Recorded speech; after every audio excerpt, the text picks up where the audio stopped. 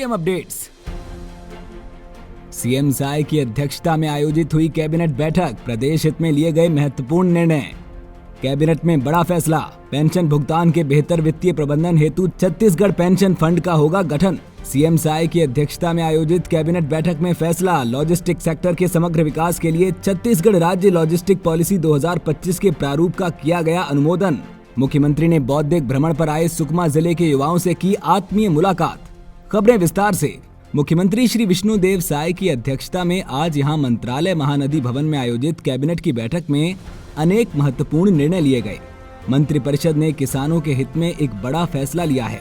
कृषक उन्नति योजना के प्रचलित निर्देशों को संशोधित करते हुए इसके दायरे को और विस्तृत कर दिया गया है। अब इस योजना का लाभ खरीफ 2025 में धान उत्पादक किसानों के साथ साथ पंजीकृत धान फसल के स्थान पर अब दलहन, तिलहन, मक्का आदि की फसल लगाने वाले किसानों को भी मिलेगा। खरीफ 2024 में पंजीकृत कृषक जिन्होंने धान की फसल लगाई थी और समर्थन मूल्य पर धान बेचा था, उनके द्वारा खरीफ 2025 में धान फसल के स्थान पर अब दलहन, तिलहन, मक्का आदि फसल की खेती की जाती है, तो उन्हें भी अब कृषक उन्नति योजना के तहत आदान सहायता राशि प्रदान की जाएगी। मंत्रिपरिषद द्वारा छत्तीसगढ़ सरकार के अधिकारी कर्मचारियों के हित में एक महत्वपूर्ण निर्णय लेते हुए भविष्य में सेवानिवृत्ति के समय पेंशन भुगतान संबंधी दायित्वों के बेहतर वित्तीय प्रबंधन हेतु छत्तीसगढ़ पेंशन फंड के गठन तथा इसके प्रबंधन एवं विनियमन संबंधी विधेयक 2025 के प्रारूप का अनुमोदन किया गया।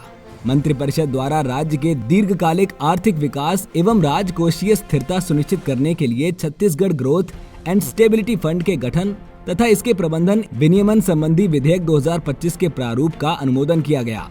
इससे राज्य के राजस्व में असामान्य वृद्धि, कमी का समुचित प्रबंधन एवं आर्थिक मंदी के समय वित्तीय सुरक्षा प्राप्त होगी।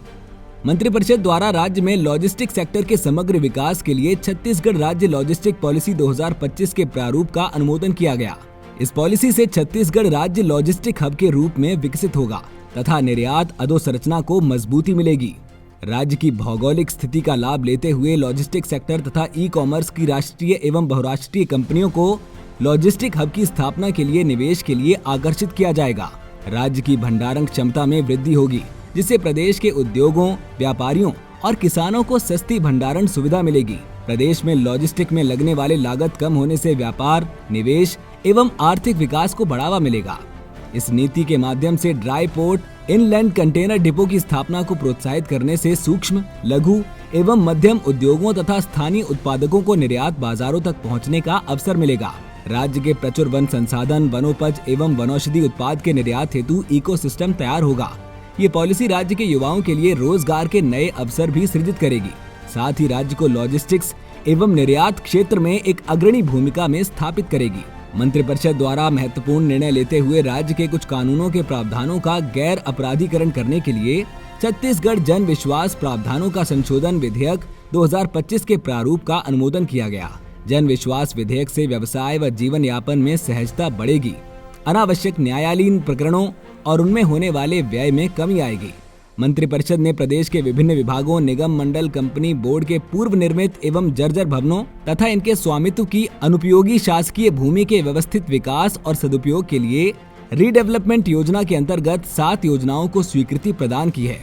इसमें Shanti Nagar Raipur, BTI Shankar Nagar Raipur, Kailash Nagar Rajnandgaon, Chandni Chowk phase 2, Jagdalpur, civil line Kanker, club Para Mahasamund और कटघोरा कोरबा शामिल हैं। मंत्रिपरिषद द्वारा वाणिज्यिक कर पंजीयन विभाग के अंतर्गत उच्च श्रेणी पंजीयन लिपिक रिकॉर्ड कीपर से तृतीय श्रेणी कार्यपालिक उप पंजीयक के पद पर पदोन्नति के लिए विहित 5 वर्ष की न्यूनतम अर्हकारी सेवा को केवल एक बार के लिए न्यूनतम अर्हकारी सेवा 2 वर्ष निर्धारित करने का निर्णय लिया गया। मुख्यमंत्री श्री विष्णुदेव साय ने आज यहां मंत्रालय महानदी भवन में बौद्धिक भ्रमण पर आए सुकमा जिले के युवाओं से मुलाकात की। मुख्यमंत्री श्री साय ने युवाओं से उनका हालचाल जाना और राजधानी रायपुर में उनका स्वागत किया। मुख्यमंत्री ने युवाओं से कहा कि वो खूब पढ़ें और आगे बढ़ें। छत्तीसगढ़ सरकार उनके साथ खड़ी है। मुख्यमंत्री से मिलकर नक्सल प्रभावित क्षेत्र के युवाओं के चेहरे खिल उठे। इस अवसर पर उप मुख्यमंत्री श्री विजय शर्मा भी उपस्थित रहे। मुख्यमंत्री श्री विष्णुदेव साय ने सुकमा जिले के युवाओं से आत्मीय चर्चा की। उन्होंने कहा कि नक्सल विकास विरोधी हैं। वो नहीं चाहते कि बस्तर के लोगों को पानी, बिजली, सड़क और विद्यालय जैसी बुनियादी सुविधाएं मिलें। सरकार की प्राथमिकता बस्तर का विकास है। बहुत जल्द बस्तर से नक्सलवाद खत्म होगा। सीएम अपडेट्स में आज के लिए इतना ही। कल फिर मिलेंगे नई अपडेट्स के साथ। जय हिंद, जय छत्तीसगढ़।